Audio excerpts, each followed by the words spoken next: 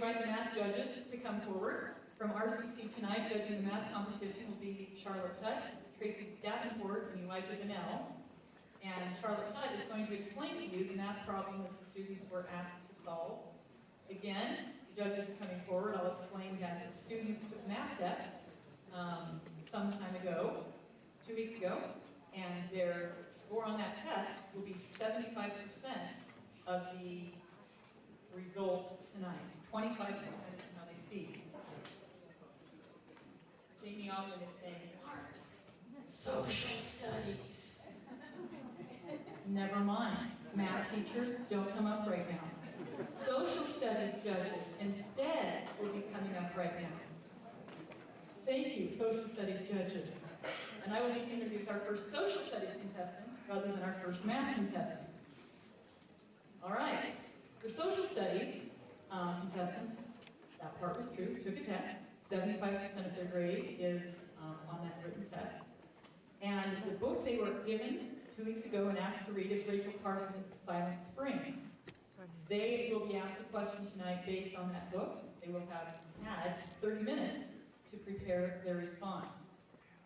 This is it. Explain, citing examples, why this book is called Silent Spring. How did this concept influence the government and the public at large, prevent a, quote, silent spring from happening? Our first contestant tonight is Ryder Canepa, a senior at Grass Pants, the son of Susan Phelps. He wants to give a shout out to Joe Dravis. Way to be here, Joe. Ryder, come on down.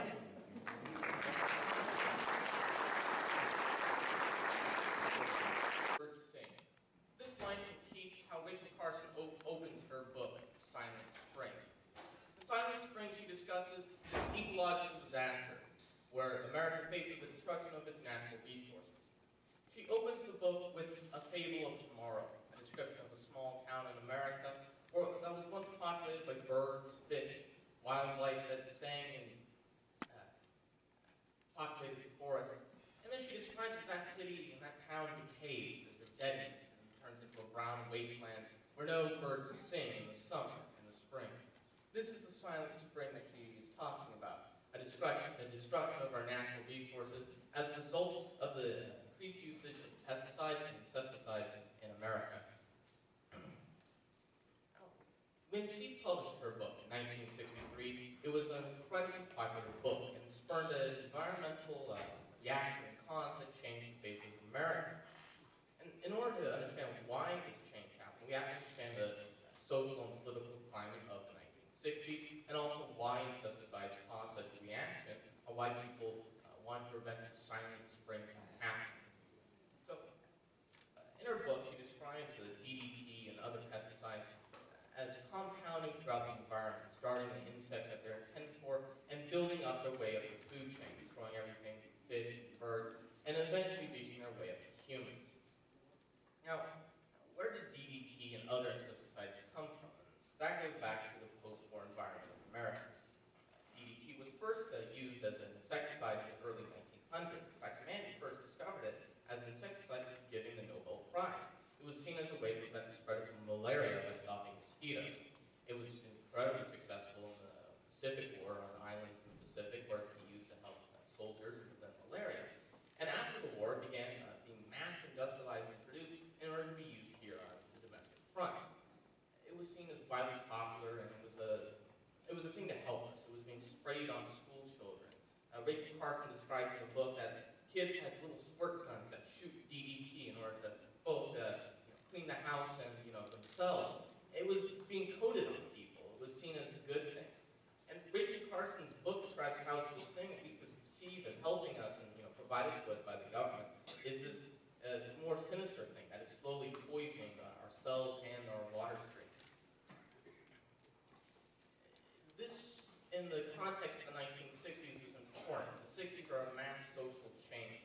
We have a distrust in the government already. This is compounded by things like the Vietnam War, the proliferation of nuclear missiles. People are angry. They want to see change. And Rachel Carson provided an outlet for that and caused the environmental movement we know today.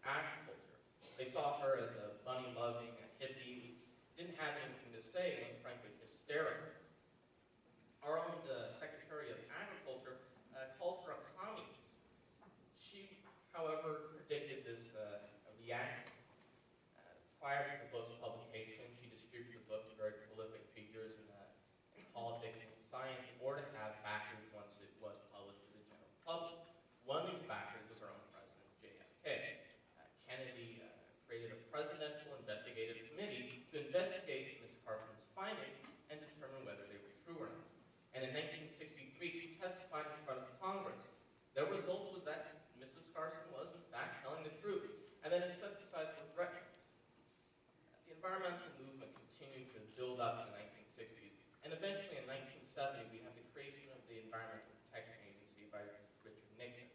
In the 1970s we see various acts that ban the use of DDT and pesticides. The 70s are really the fruition of all this. This is where this all comes together and results in the ban of these products. In 2001, the Stockholm Conference banned DDT internationally by the UN decree.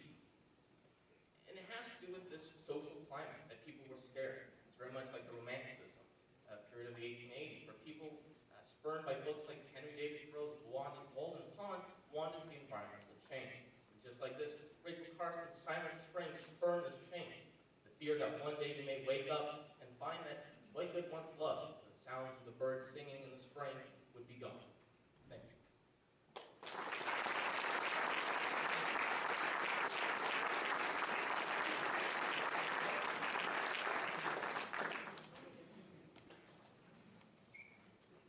Our judges for the social studies competition are Francine Gentile and Nikki Coulter. Many thanks to them.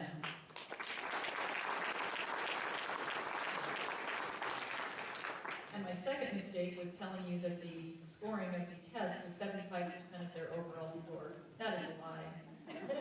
The truth is, it is 60% in the case of the social studies contestant. Their speech is 40%. Next up to present tonight is a sophomore from North Valley, Ellie Polk. She is the daughter of Ivan and Andrea Polk. Would you like to stand, parents? Parents, appear please.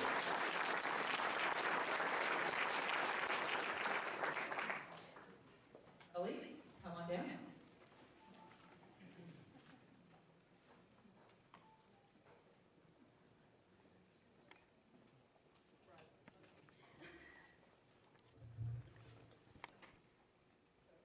Judges, ready?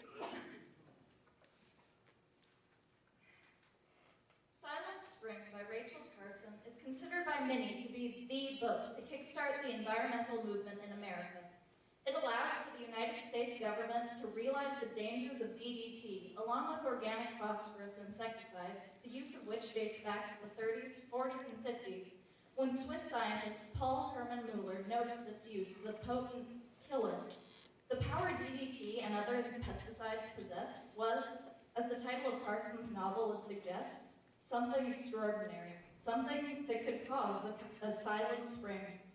In Chapter 1, A Fable for Tomorrow, Carson paints a typical, wholesome American town where, quote, all life seemed to live in harmony with its surroundings.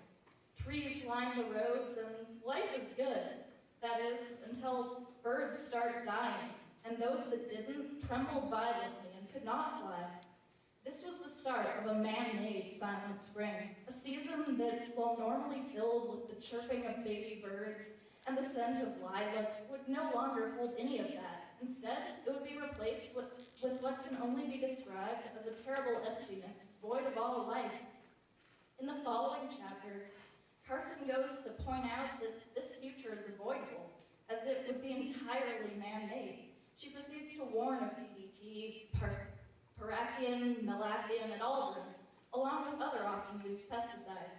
She tells us of a, quote, year-old child taken by his American parents to Venezuela. There were cockroaches in the house to which they moved, and after a few days, a spray containing Enbrin was used. From there, she tells us of the baby, along with the family dog, vomiting and suffering violent convulsions before met with death, which at that point was surely a salvation.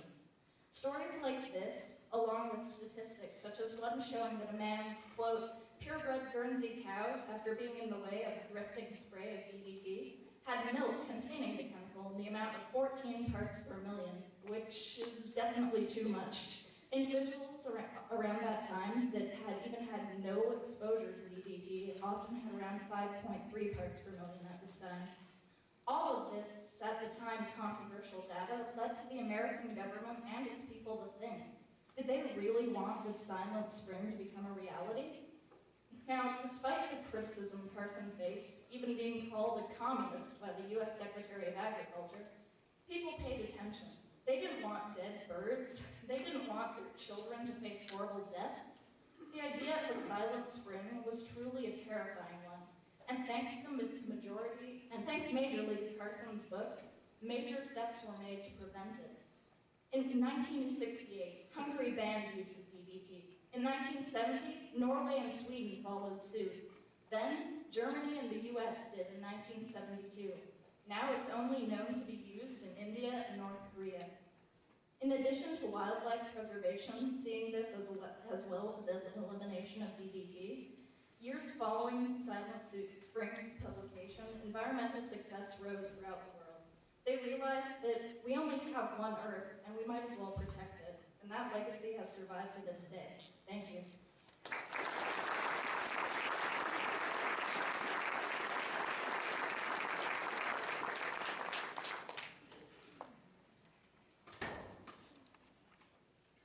From IB, Illinois Valley, is our next contestant, a senior, Solomon Zook. He is the son of Kathy Boxteagle and Cody Zook. Parents, would you like to stand?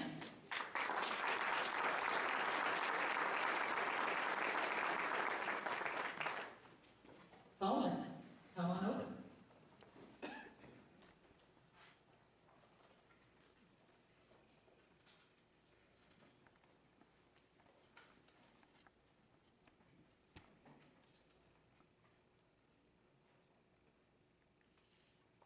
Spring is a time of birth for nature. Hibernating animals wake up from their slumber. The birds come out to sing their songs and flowers start to bloom. However, there is a hidden enemy threatening this life. It's us.